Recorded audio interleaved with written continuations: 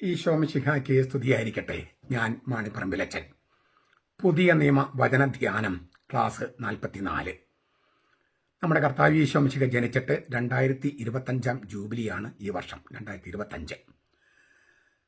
2033 നമ്മുടെ കർത്താവ് ഈശോമിശിഹ മരിച്ച് ഉത്ഥാനം ചെയ്തിട്ട് കൃത്യം 2000 വർഷം തികയാണ്. അതിനൊരുക്കമായിട്ട് നമ്മളൊരു നവവത്സര ധ്യാനം തുടങ്ങിയിരുന്നു. അതിൻ്റെ 44ാമത്തെ ക്ലാസ്സാണ് ചൊവ്വാഴ്ച ദിവസങ്ങളിൽ പുതിയ നിയമം. സ്ലീഹന്മാരുടെ നടപടി പുസ്തകത്തിൽ നിന്നാണ് നമ്മൾ ധ്യാനം തുടങ്ങിയത്. 2-ാമത്തെ അധ്യായം 18-ാമത്തെ വാക്യം 18 മുതൽ 21 വരെ വാക്യങ്ങളാണ് ഇന്ന് നമ്മൾ ധ്യാനിക്കുന്നത്. എൻ്റെ ദാസന്മാരുടെയും ദാസിമാരുടെയും മേലും ഞാൻ ആ നാളുകളിൽ എൻ്റെ ആത്മാവിനെ വർഷിക്കും. അവരും പ്രവചിക്കും. ആകാശത്തിൽ അത്ഭുതങ്ങളും താഴെ ഭൂമിയിൽ അടയാളങ്ങളും കാണിക്കും. രക്തവും തീയും പുകയാവിയും. കർത്താവിൻ്റെ മഹനീയവും പ്രസിദ്ധവുമായ ദിനം വരുന്നതിന് മുൻപേ സൂര്യൻ ഇരുളായും ചന്ദ്രൻ രക്തമായും മാറിപ്പോകും. എന്നാൽ കർത്താവിൻ്റെ നാമം വിളിച്ചപേക്ഷിക്കുന്നവരെല്ലാം രക്ഷിക്കപ്പെടും. ഇതാണ് തിരുവചനം. എൻ്റെ ദാസന്മാരുടെ മേലും ദാസിമാരുടെ മേലും ഞാൻ ആ നാളുകളിൽ എൻ്റെ ആത്മാവിന് വർഷിക്കും. അവരും പ്രവചിക്കും. എല്ലാവരും പ്രവചിക്കുമെന്നാണ് സൂചന. മോശയെപ്പോലുള്ളൊരു പ്രവാചകനെ അല്ലെങ്കിൽ മോശയേക്കാൾ വലിയൊരു പ്രവാചകനെ വാഗ്ദാനം ചെയ്തിരുന്നു. നിയമാവർത്തന പുസ്തകം 18-ാമത്തെ അധ്യായം 15-16 വാക്യങ്ങൾ. ഈ മോശ എന്ന പ്രവാചകൻ ദൈവത്തോട് മുഖത്തോട് മുഖം സംസാരിച്ചു എന്നൊക്കെ പറയുമെങ്കിലും ദൈവത്തിൻ്റെ പുറകുവശം കണ്ടു എന്നാണ്.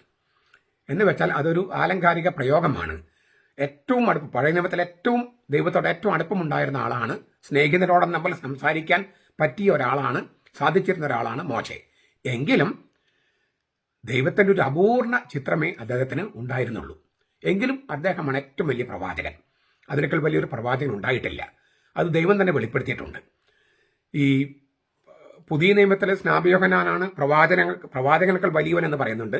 അത് മിശിഹായെ കണ്ടവനും മിശിഹായ്ക്ക് വഴിയൊരുക്കിയവനും അങ്ങനെ പല കാരണങ്ങൾ കൊണ്ടാണ്.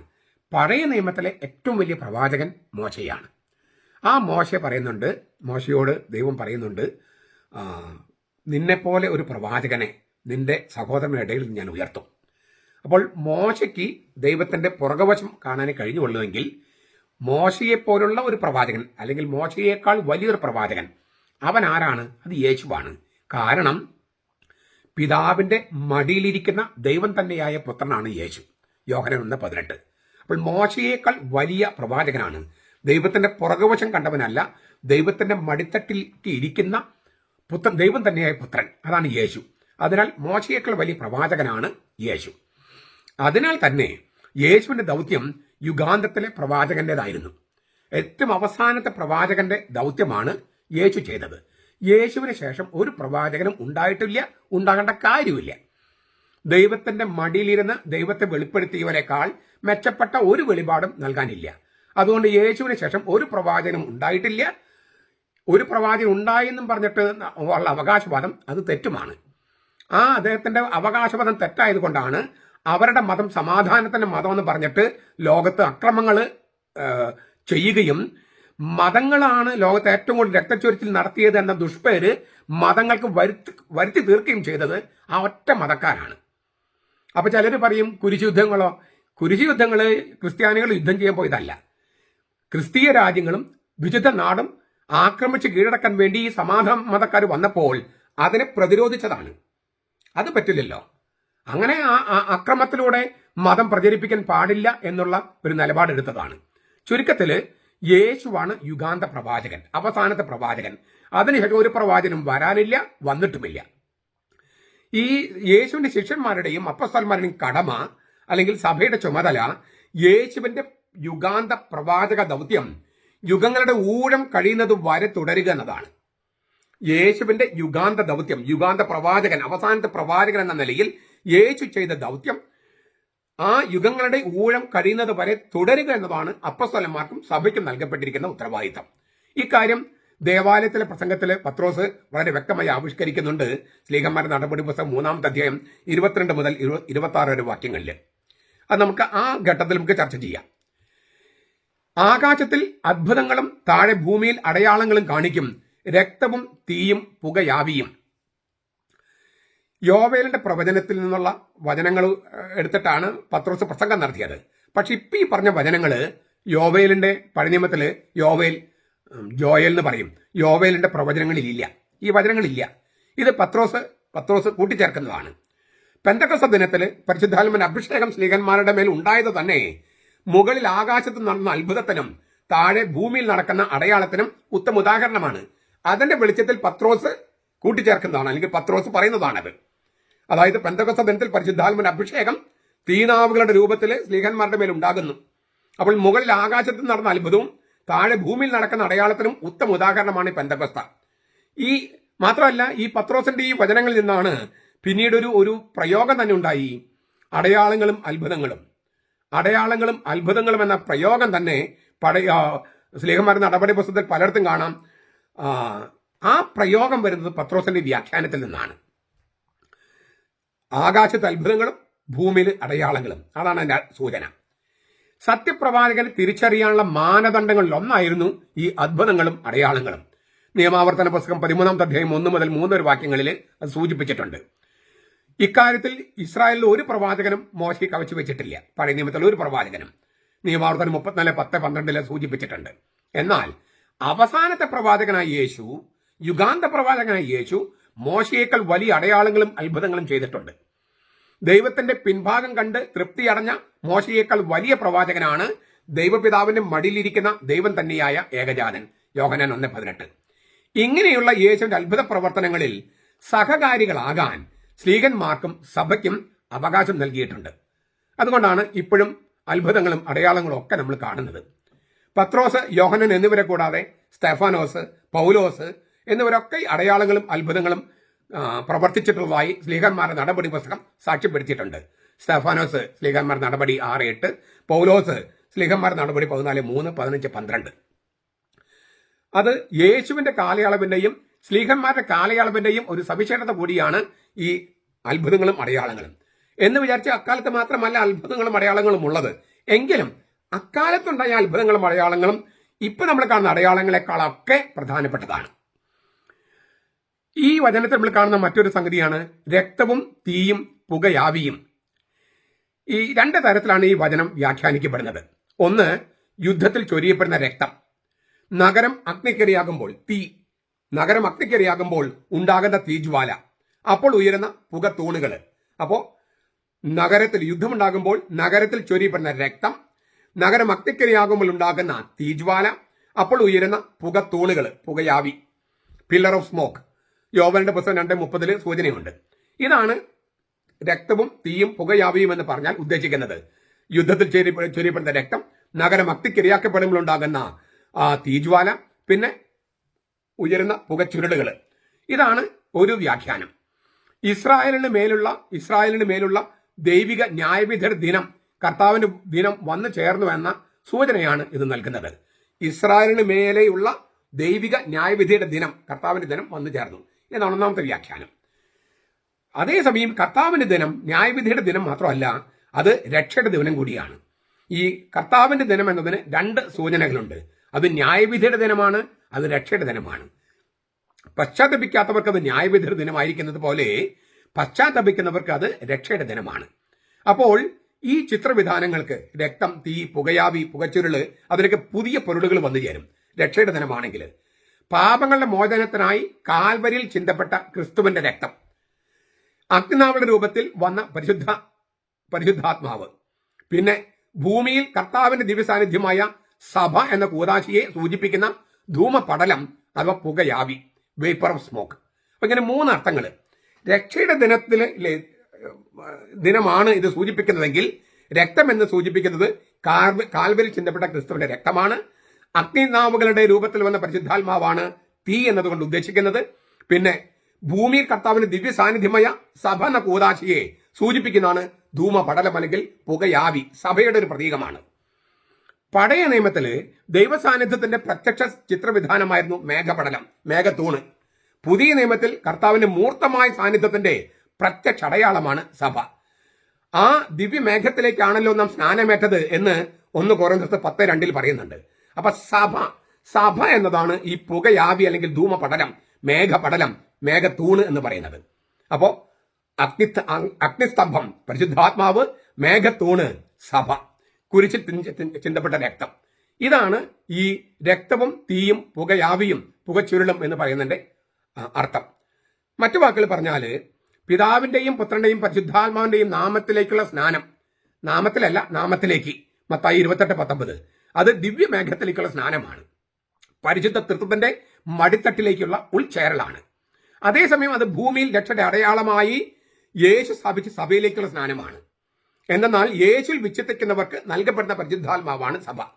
അഗ്നിരൂപനും അദൃശ്യനുമായ പരിശുദ്ധാത്മാവിന്റെ ദൃശ്യമായ പുകയാവിയാണ്, പുകച്ചുരുളാണ് സഭ. അഗ്നിരൂപനും അദൃശ്യനുമായ പരിശുദ്ധാത്മാവിന്റെ ദൃശ്യമായ പുകയാവിയാണ്, ധൂമപടലമാണ് സഭ. അപ്പോൾ വളരെ രണ്ട് ഒരു പൊരുളുകളുടെ ഒരു പുതിയ ചക്രവാളം തന്നെ സൃഷ്ടിക്കപ്പെടുകയാണ് ഈ രക്തവും തീയും പുകയാവിയും എന്ന ആ പ്രയോഗത്തിൽ. ഇനി 2:20, കർത്താവിന്റെ മഹനീയവും പ്രസിദ്ധവുമായ ദിനം വരുന്നതിന് മുൻപേ സൂര്യൻ ഇരുളായും ചന്ദ്രൻ രക്തമായും മാറിപ്പോകും. ഇസ്രായേലിന് മേൽ ദൈവിക ന്യായവിധിയുടെ ന്യായവിധിയുടെ ദിനം എന്നാണ് ആയത്തർത്ഥം എന്ന് നമ്മൾ സൂചിപ്പിച്ചു. അതാണ് ക്രിസ്തുവർഷം 70 നടന്നത്. ഈ പഴയ ഉടമ്പടിയുടെ മേലുള്ള ന്യായവിധി, അതാണ് ക്രിസ്തുവർഷം 70 ഈ ദേവാലയം, ജെറൂസലം ദേവാലയം അഗ്നിക്കിരയാക്കപ്പെട്ടു. ജെറൂസലം നഗരം തന്നെ അഗ്നിക്കിരയാക്കപ്പെട്ടു. അതിന് കിഴക്ക് വശത്തുള്ള ഒലിവ് തോട്ടത്തിലെ മരങ്ങൾ പോലും കത്തിച്ചു കളഞ്ഞു. അതൊക്കെ സംഭവിച്ചത് ക്രിസ്തുവർഷം 70 അപ്പൊ പഴയ ഉടമ്പടിയിലെ ഇസ്രായേലിന് മേൽ കർത്താവിന്റെ ന്യായവിധി. അതേസമയം കർത്താവിന്റെ ദിനം രക്ഷയുടെ ദിവസമാണെന്ന് നമ്മൾ പറഞ്ഞു കഴിഞ്ഞു. പരിശുദ്ധാത്മാവിനെ വർഷിക്കുന്നതാണ് മനുഷ്യർക്ക് യേശുക്രിസ്തു എന്ന കർത്താവിലൂടെ ദൈവം നൽകുന്ന രക്ഷയുടെ സുപ്രധാന ചുവടുവെപ്പ്. പരിശുദ്ധാത്മാവിനെ വർഷിക്കുന്നു. അതാണ് മനുഷ്യർക്ക് യേശുക്രിസ്തു എന്ന കർത്താവിലൂടെ ദൈവം നൽകുന്ന രക്ഷയുടെ സുപ്രധാന ചുവടുവെപ്പ്. ദൈവത്തിന്റെ മനുഷ്യാവതാരം, മരണം, ഉത്ഥാനം, സ്വർഗാരോഹണം എന്നീ രക്ഷാസംഭവങ്ങളുടെ ആദ്യ ഫലമാണ് പരിശുദ്ധാത്മാവ്. പൗലോസ് അത് ഉപയോഗിക്കുന്നത് കൊറിന്തോസ് ലേഖനത്തിലും എഫെസോസ് ലേഖനത്തിലും പറയുന്നത് രക്ഷയുടെ ആദ്യ ഗഡു എന്നാണ്. ഇപ്പൊ നമ്മളൊരു ലോൺ എടുത്താൽ മുഴുവൻ തുക കിട്ടുന്നത് പിന്നീടാണ്, ആദ്യ ഗഡു കിട്ടുന്നു. അല്ലെങ്കിൽ നമ്മളൊരു ഭൂമി കച്ചവടം ചെയ്യുമ്പോൾ അച്ചാരമായിട്ട് ഉറപ്പായിട്ട് ഒരു കുറച്ച് പൈസ കൊടുത്തു, പിന്നെ രണ്ടാമത്തെ ഗഡു, പിന്നെ ഏറ്റവും അവസാനം മൊത്തം. അപ്പോൾ ആ ബിസിനസിന്റെ ഒരു ഭാഷയിൽ സംസാരിക്കുകയാണ് പൗലോസ്. രക്ഷയുടെ ഈ മുഴുവൻ തുകയും നൽകപ്പെടുന്നത് സ്വർഗത്തിലാണ്. അതിന്റെ ഒരു അച്ചാരമായിട്ട്, ഗ്യാരണ്ടി, ജാമ്യത്തുകയായിട്ട്, ആദ്യ ഗഡുവായിട്ട് പരിശുദ്ധാത്മാവ് നൽകിയിരിക്കുന്നു. എഫെസോസ് ലേഖനം 1:14, കൊരിന്തോസ്യർക്കെഴുതിയ ലേഖനത്തിൽ അത് സൂചിപ്പിക്കുന്നുണ്ട്. അപ്പോ ഈ പ്രേക്ഷിത ദൗത്യം നിറവേറ്റാനും, നമ്മൾ പറഞ്ഞല്ലോ പ്രവാചക ദൗത്യം, മാനസാന്തരങ്ങൾ ഉണ്ടാകാനും പരിശുദ്ധാത്മാവ് സഹായിക്കുന്നതോടെ ഈ രക്ഷ എല്ലാവരിലും വ്യാപിക്കണം. അപ്പോൾ പരിശുദ്ധാത്മാവ് സഹായത്തിലാണ് രക്ഷ എല്ലാവർക്കും കൊണ്ടുപോകാൻ കഴിയുക. നമുക്ക് ഈ രക്ഷയുടെ ആദ്യ ഗഡുവായിട്ട് പരിശുദ്ധാത്മാവ് നൽകിയിരിക്കുന്നു. നമ്മൾ സുവിശേഷം പ്രഘോഷിക്കുക, പ്രേക്ഷിത ദൗത്യം നിറവേറ്റുക, മറ്റുള്ളവർ അത് കേട്ടിട്ട് മാനസാന്തരം ഉണ്ടാകുക, അങ്ങനെ രക്ഷ എല്ലാവർക്കും വ്യാപിക്കണം. അതിനുവേണ്ടി യേശുക്രിസ്തു നമുക്ക് നൽകിയിരിക്കുന്ന ആദ്യ ഗഡു, രക്ഷയുടെ ആദ്യ ഗഡുവാണ് പരിശുദ്ധാത്മാവ്. ഇതിനെയാണ് ഈ കർത്താവിന്റെ മഹനീയവും പ്രസിദ്ധമായ ദിനം വരുന്നതിന് മുമ്പ് സൂര്യൻ ഇരുളായും ചന്ദ്രൻ രക്തമായും മാറിപ്പോകുമെന്നൊക്കെ പറയുന്നത് ഈ കർത്താവിന്റെ ദിനത്തെ സൂചിപ്പിക്കാൻ വേണ്ടിയാണ്. ഈ പരിശുദ്ധാത്മാവ് എന്ന അഗ്നിരൂപന്റെ മുമ്പിൽ സൂര്യൻ ഇരുളാണ്, ചന്ദ്രൻ രക്തമാണ് എന്ന് വെച്ചാൽ പരിശുദ്ധാത്മാവിന്റെ അഗ്നിരൂപനായ പരിശുദ്ധാത്മാവിന്റെ തിളക്കത്തിന് മുമ്പിൽ സൂര്യനും ചന്ദ്രനും ഒന്നുമല്ല എന്നാണ് അതിന്റെ അർത്ഥം. എന്നാൽ കർത്താവിന് നാമം വിളിച്ചപേക്ഷിക്കുന്നവരെല്ലാം രക്ഷിക്കപ്പെടും. കർത്താവിന്റെ നാമം, ഈ പഴയ നിയമത്തിൽ നമ്മൾ വിസ്മയിപ്പിക്കുന്ന ഒരു വചനമുണ്ട്. ഉൽപ്പത്തിയുടെ പുസ്തകം 4-ാമത്തെ അധ്യായം 26-ാം വാക്യമാണ്. ആ കാലത്ത് യാഹ്വേയുടെ നാമത്തിലുള്ള ആരാധന തുടങ്ങി. ഇത് ഉൽപ്പത്തിയില്ല. പക്ഷെ യാഹ്വേ എന്ന നാമം വെളിപ്പെടുത്തുന്നത് മോശയ്ക്കാണ്. പുറപ്പാട് പുസ്തകം, ഉൽപ്പത്തി കഴിഞ്ഞ് പുറപ്പാട്. അപ്പോ ഈ അവര് വിളിച്ചപേക്ഷിച്ച കർത്താവ്, ആ കർത്താവിന്റെ നാമം യാഹ്വയാണെന്ന് വെളിപ്പെട്ടത് പിന്നീടാ. ഏകസത്യ ദൈവത്തെ വിളിച്ച് അപേക്ഷിക്കാൻ തുടങ്ങിയത് ഈ നാമം വെളിപ്പെടുന്നതിന് മുമ്പാണ്. പക്ഷെ ആ ഏകസത്യ ദൈവത്തിന്റെ നാമം അത് യാഹ്വേ എന്നാണെന്ന് മോശയ്ക്കാണ് വെളിപ്പെടുത്തിയത്. മോശയാണ് ഈ പഞ്ചഗ്രന്ഥം എഴുതി വെച്ചത്, തോറ എഴുതി വെച്ചത്, ഉൽപ്പത്തിയും പുറപ്പാടും ലേവ്യര് സംഖ്യ നിയമാവർത്തനം. അപ്പോൾ മോശ പറയാണ്, ഈ കർത്താവിന്റെ നാമത്തിൽ ആരാധന പണ്ട് മുതലേ തുടങ്ങി.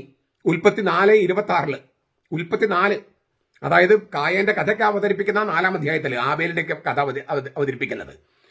പക്ഷേ ആ ഏകസത്യ ദൈവത്തിന്റെ പേര് യാഹ്വയാണെന്ന് പിന്നീടാണ് വെളിപ്പെടുത്തിയത്. അപ്പൊ ഏകസത്യ ദൈവത്തെ ആരാധിക്കാൻ തുടങ്ങിയത് പണ്ട് മുതലേ ഉണ്ടെന്നാണ്. എങ്കിലും ആ യാഹ്വ എന്നുള്ള ആ പേര് വെളിപ്പെടുത്തിയത് മോശയ്ക്ക്. പക്ഷെ ഇതിനിടയിൽ ഏകസത്യ ദൈവത്തെക്കുറിച്ചുള്ള ഒരു വെളിപാടുണ്ടാകുന്നുണ്ട്. അബ്രഹാം അവിടെ യാഹ്വയ്ക്ക് ഒരു യാഗപീഠം പണിത് യാഹ്വയുടെ നാമത്തിൽ ആരാധിച്ചു. ഉൽപ്പത്തി 12:8. അബ്രഹാമിന്റെ ജീവിതത്തോടു കൂടിയാണ് ഏകസത്യ ദൈവത്തെക്കുറിച്ചുള്ള കൃത്യമായ വെളിപാടുകൾ ഉണ്ടാകണേ. അതിനു മുമ്പും ഏകസത്യ ദൈവത്തെ ആരാധിച്ചിരുന്നവരുണ്ടായിരുന്നു. പക്ഷെ ഏകസത്യ ദൈവം, അതായത് സത്യദൈവം ഏകനാണെന്ന വെളിപാട് ഉണ്ടാകുന്നത് അബ്രഹാമിനോട് കൂടിയാണ്. ഈ യാഹ്വ നാമധാരിയാണ് യേശുക്രിസ്തു. നമ്മുടെ കർത്താവായ യാഹ്വയായ യേശുക്രിസ്തുവിന്റെ നാമത്തെ വിളിച്ചപേക്ഷിക്കുന്ന എന്നാണ് കൊരിന്തോസിലെ വിശ്വാസികൾക്ക് പൗലോസ് ലേഖനം എഴുതുമ്പോൾ പറയുന്നത്. 1 കൊരിന്തോസ് 1:2. നമ്മുടെ യാഹ്വയായ യേശുക്രിസ്തുവിന്റെ നാമത്തെ വിളിച്ചപേക്ഷിക്കുന്ന കൊരിന്തോസിലെ വിശ്വാസികൾ, നമ്മുടെ യാഹ്വയായ യേശുക്രിസ്തുവിന്റെ നാമത്തെ വിളിച്ചപേക്ഷിക്കുന്നവർ ക്രിസ്ത്യാനികൾ. യേശുക്രിസ്തു ദൈവമായ യാഹ്വയല്ല എന്ന് പ്രചരിപ്പിക്കുന്ന യഹോവയുടെ സാക്ഷികള് അവർ വലിയ പാപം ചെയ്യാണ്. യേശുക്രിസ്തു ദൈവമായ യാഹ്വയല്ല, യാഹ്വ നാമധാരിയല്ല എന്ന് യഹോവയുടെ ഈ സാക്ഷികൾ പറഞ്ഞു നടക്കുന്നുണ്ട്. അവർ തിരുവചനങ്ങളെ വളച്ചൊടിക്കുകയും നിഷേധിക്കുകയും ചെയ്യുന്നു. എന്റെ വീക്ഷണത്തിൽ അവര് പരിശുദ്ധാത്മനെതിരായ തെറ്റ് ചെയ്യുന്നതാണ്. സത്യം അറിഞ്ഞിട്ടും സത്യത്തെ നിഷേധിക്കുന്നത് പരിശുദ്ധാത്മനെതിരായ പാപമാണ്. ഇഹലോകത്തും പരലോകത്തും പൊറുക്കപ്പെടാത്ത പാപം. നിങ്ങൾ ക്രൂശിച്ച ഈ യേശുവിനെ തന്നെ ദൈവം കർത്താവും യാഹ്വേ ക്രിസ്തുവുമാക്കി വെച്ചുവെന്ന് ഇസ്രായേൽ ഗ്രഹം മുഴുവനും സുനിശ്ചിതമായി അറിഞ്ഞുകൊള്ളട്ടെ എന്ന് ഈ അധ്യായത്തില് സ്ലീഹന്മാരുടെ നടപടി പുസ്തകം 2:36 പത്രോസ് ലീഹ പറയുന്നുണ്ട്. നിങ്ങൾ ക്രൂശിച്ച ഈ യേശുവിനെ തന്നെ ദൈവം കർത്താവും യാഹ്വേ ക്രിസ്തുവുമാക്കി വെച്ചുവെന്ന് ഇസ്രായേൽ ഗ്രഹം മുഴുവനും സുനിശ്ചിതമായി അറിഞ്ഞുകൊള്ളട്ടെ. ഇത് യഹോവ സാക്ഷികളും അറിഞ്ഞുകൊള്ളട്ടെ. എത്രയോ പ്രധാനപ്പെട്ടതാണ്. ഞാൻ ഈ ദിവസങ്ങളൊക്കെ ആവർത്തിക്കുന്ന കാര്യം പിന്നെയും പറയുകയാണ്. ഞാൻ പ്രസംഗിക്കുമ്പോൾ എന്തിനാണ് പെന്തക്കോസ്കാർക്കെതിരെ, യഹോവ സാക്ഷികൾക്കെതിരെ, ദൈവസഭക്കാർക്കെതിരെ പറയണമെന്നൊക്കെ ചിലപ്പോൾ ആൾക്കാർ ചോദിക്കാറുണ്ട്. പറയുന്നതിന് കാരണം 2 കാരണങ്ങളാണ്. ഒന്ന്, ഈ വചനം വ്യാഖ്യാനിക്കുമ്പോൾ അതിന്റെ അർത്ഥതലങ്ങള് വിശ്വാസികൾക്ക് എന്താണോ അർത്ഥമാക്കുന്നത് അതുപോലെ വിശ്വാസം വീണു പോയവർക്ക് എന്താണ് അർത്ഥമാക്കുന്നത് അത് വെളിപ്പെടുത്തേണ്ടതുണ്ട്. അത് പെന്തക്കോസ്തക്കാരോടോ യഹോവ സാക്ഷികളോ ദൈവസഭക്കാരോടോ വിരോധമുള്ളതുകൊണ്ടല്ല. അവര് ആ തെറ്റിൽ നിന്നും പിന്തിരിയേണ്ടതുണ്ട് എന്ന അത് ബോധ്യപ്പെടുത്തണം. ഒരു കാരണം. 2, അവരുടെ ഈ പഠനങ്ങളൊക്കെ കത്തോലിക്കരെങ്ങനെ മുട്ടുകുത്തിക്കാം, കത്തോലിക്കരെങ്ങനെ ചാക്കിട്ട് പിടിക്കാം എന്ന തരത്തിലാണ്. കത്തോലിക്കർക്ക് ഒരിക്കലും അങ്ങനത്തെ ഒരു ട്രെയിനിങ് കിട്ടിയിട്ടില്ല. അതുകൊണ്ട് തന്നെ ഈ പറഞ്ഞ സഭയിൽ നിന്ന് വിട്ടുപോയവരൊക്കെ വന്നിട്ട് നമ്മളോട് ചില ചോദ്യങ്ങൾ ചോദിക്കുമ്പോൾ അവരതിന് പരിശീലനം കിട്ടിയിട്ടുള്ളവരാ. ചോദ്യങ്ങൾ ചോദിച്ചിട്ട് മുട്ടുകുത്തിക്കാൻ നമുക്ക് അവർ മറുപടി പറയാൻ അറിയില്ല. കാരണം എന്താ, നമ്മുടെ ഒരു ട്രെയിനിങ്ങും മതബോധനത്തിലാകട്ടെ ഇങ്ങനെയുള്ളവരുടെ ഉത്തരം പറയാനുള്ള ഒരു ട്രെയിനിങ് ഇല്ല. അതുകൊണ്ട് തന്നെ നമ്മുടെ ആളുകൾ ആകെ പെട്ടെന്ന് തന്നെ ബോധം പോയി അയ്യോ അവർ പറയുന്ന ആളെ ശരിയെന്നും പറഞ്ഞ് ആ കെണിയിൽ പെടും. അപ്പം അതുകൊണ്ടാണ് പറയാൻ. പിന്നെ ഒരു കാരണം കൂടിയുണ്ട്. ഞാൻ പറഞ്ഞല്ലോ, ലെക്കോർഡിയർ എന്ന് പറയുന്ന ആ ദൈവശാസ്ത്രജ്ഞൻ വിയാനി പുണ്യാളുടെ കാലത്ത് ജീവിച്ചിരുന്ന ആളാ. അദ്ദേഹം പറയുന്നത് ഒരു കയ്യിൽ ബൈബിളും മറുകയിൽ ന്യൂസ് പേപ്പറും വേണമെന്നാണ്. എന്ന് വെച്ചാൽ ഇന്നത്തെ കാലത്തിന്റെ അടയാളങ്ങൾ നമ്മൾ വ്യാഖ്യാനിക്കണം. അത് കർത്താവ് പറഞ്ഞിട്ടുള്ളത്, കാലത്തിന്റെ അടയാളങ്ങൾ തിരിച്ചറിയുക. ഈ കാലത്തിന്റെ അടയാളങ്ങൾ തിരിച്ചറിയേണ്ട കാര്യങ്ങൾ ഒന്നാണ് യഹോവ സാക്ഷികളുടെ അബദ്ധ പ്രബോധനം, പെന്തക്കോസ്തക്കാരുടെ അബദ്ധ പ്രബോധനം, ദൈവസഭക്കാരുടെ അബദ്ധ പ്രബോധനം. അവർ കുറച്ച് നല്ല കാര്യങ്ങളൊക്കെ ചെയ്യുന്നുണ്ട്. അവർ സ്നാപകന്റെ മാമോദിസ പോലെയുള്ള ഒരു ഒരുക്കത്തിന്റെ സ്നാനമെല്ലാം പ്രചരിപ്പിക്കുന്നുണ്ട്. പക്ഷെ അങ്ങനെ ആ ഒരുക്കപ്പെട്ട ജനം യേശുക്രിസ്തുവിനെ സ്വീകരിക്കാൻ കത്തോലിക്ക സഭയിലേക്ക് വരികയും ഈ കർത്താവിന്റെ തുറന്നു കിടക്കുന്ന പാർശ്വത്തിൽ നിന്ന് ഒഴുകുന്ന വെള്ളം തലയിൽ വീണ് അവന്റെ തുറന്നു കിടക്കുന്ന പാർശ്വത്തിൽ മാമോദിസയാലും കുർബാനയാലും ജീവജലത്താലും ജീവരക്തത്താലും ഒട്ടിച്ച് ചേർക്കപ്പെടുകയും വേണം. അപ്പോഴാണ് നമ്മൾ ക്രിസ്തുവിന് ശാഖിയായിട്ട് മാറുക. അല്ലെങ്കിൽ സ്നാപയോഹന്നാന്റെ ജലസ്നാനം മാത്രം സ്വീകരിച്ച് ആത്മസ്നാനം കിട്ടാത്തവരായി മാറിപ്പോകും അല്ലേ? അത് കഷ്ടമായിരിക്കും. അതുകൊണ്ടാണ് ഞാൻ ഈ കാര്യങ്ങൾ, അതായത് ഈ വചനത്തിന്റെ വിശ്വാസികൾക്കുള്ള അർത്ഥവും വിശ്വാസം വേറിട്ട് പോയവർക്കുള്ള അർത്ഥവും വ്യാഖ്യാനിക്കുന്നത്. ആരോടും വിരോധം കൊണ്ടല്ല. നിങ്ങൾ ഈ കേൾക്കുന്നവരും ഇങ്ങനെ തന്നെയാണ് വ്യാഖ്യാനിക്കേണ്ടത്, ഇങ്ങനെയാണ് പറഞ്ഞു കൊടുക്കേണ്ടത്. അങ്ങനെ അകത്തുള്ളവരെ ആഴപ്പെടുത്താനും വിശ്വാസത്തിൽ ആഴപ്പെടുത്താനും പുറത്തു പോയവരെ അകത്തേക്ക് കൊണ്ടുവരാനും ഇനിയും കേട്ടിട്ടില്ലാത്ത സുവിശേഷം കേട്ടിട്ടില്ലാത്തവർക്ക് അവരോടും സുവിശേഷം പ്രസംഗിക്കാനും നമുക്ക് കഴിയണം. അങ്ങനെയാണ് നമുക്ക് ലഭിച്ച ഈ പരിശുദ്ധാത്മാവിന്റെ ആദ്യ ഗഡു നമ്മിൽ തന്നെയും അത് വളരുകയും നമ്മൾ രക്ഷ പൂർണ്ണമായി ആസ്വദിക്കുകയും ചെയ്യും. പക്ഷെ അതിനു മുമ്പ് നമുക്ക് ലഭിച്ച പരിശുദ്ധാത്മൻ സഹായത്താൽ ഈ രക്ഷ എല്ലാവരിലേക്കും വ്യാപിക്കുകയും വേണം. ഇതാണ് നമ്മുടെ, അതിനു വേണ്ടിയാണ് ക്രിസ്ത്യാനികള്, അതിനു വേണ്ടിയാണ് സഭ, അതിനു വേണ്ടിയാണ് നമ്മളെല്ലാം ജീവിക്കുന്നത് തന്നെ. ഈ ഒരു ദൗത്യം ഏറ്റെടുക്കണമെന്ന് പ്രത്യേകമായിട്ട് ആഹ്വാനം ചെയ്യാണ്, അഭ്യർത്ഥിക്കുകയാണ്, പ്രാർത്ഥിക്കുകയാണ്. നമ്മുടെ കർത്താവ് ഈശോ മിശിഹായുടെ കൃപയും പിതാവായ ദൈവത്തിന്റെ സ്നേഹവും പരിശുദ്ധാത്മാവിന്റെ സഹവാസവും നാം എല്ലാവരോടും കൂടി ഉണ്ടായിരിക്കട്ടെ, ഇപ്പോഴും എപ്പോഴും എന്നേക്കും. ആമേൻ.